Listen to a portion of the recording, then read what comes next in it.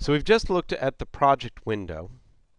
Now, I want you to notice that you can, of course, move these tabs around, and that's going to be important because we're going to start looking at some of these other windows. Now, if you double-click on a footage item, I want you to notice that that particular item appears in your source window. You double-click on it in your project window, and it should appear in your source window right here. And that allows you to actually play it if you want. You can play it by moving, you can scrub, which is what I'm doing. You might be able to hear this audio as I'm scrubbing, and that's actually just the tone of that particular bars. And you can also play it by clicking on the play button or pressing the space bar. So that's kind of annoying, of course, just to have one little high-pitched sound. But the nice thing about this window as well is that you can trim your footage in this window, and you can trim how long it's going to be, and we'll be using those when we deal with video later. But typically what you do is you put your footage into your source window, and then you move it down to your program afterwards. Your program window is what you see on the right-hand side, where what you have on the left-hand side is your footage coming in. Now you'll see a number of other windows here, such as effects controls. If you click on effects controls, it is active for whichever item that you have selected currently in your timeline below. So you'll see that you've got a lot of different numbers, and we'll be playing with those later on. If you go to the next tab over, you've got your audio mixer. If we play our play, you might see levels that actually appear on your audio mixer, and of course your audio mixer will change if you have audio that's a little bit more exciting than just a simple tone. You've got to the right, you've got the same window, which is your program window. This is what your output program is going to be. You've got a lot of the same controls, and we'll play with what those controls are here coming up in a minute.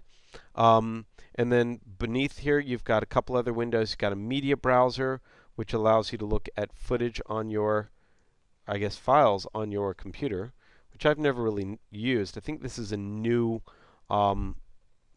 folder structure thing for CS4.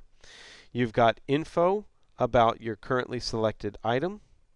You've got your effects panel, where you can do transitions and audio effects and video effects.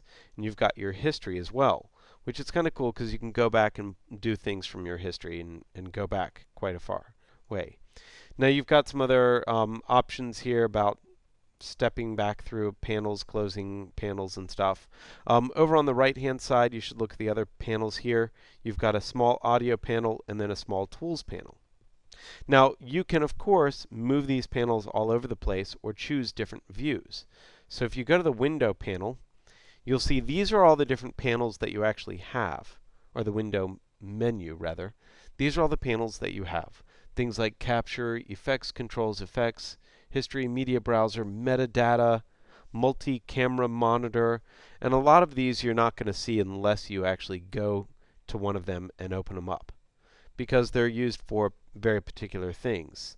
This multi-camera monitor, of course it's not going to be really active right now because we don't have any cameras connected, but it's really for a particular tool. Now you can also go to the workspaces and change between common workspaces pretty easily.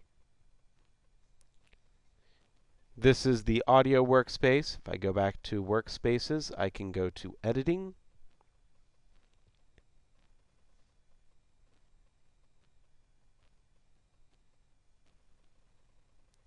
And you'll see that's what we started off with to begin. And of course, you can move around your panels and then save your own layouts, which is great. You just move around the panels the way you want, go to workspace, and then say new workspace, and it will save your windows as you have them, which is really great for customizing it on your own computer. So you get it exactly the way that you feel is comfortable. I suggest in here getting used to the editing setup, because that's what we'll be using for all the tutorials. And I'll go into it in the next tutorial.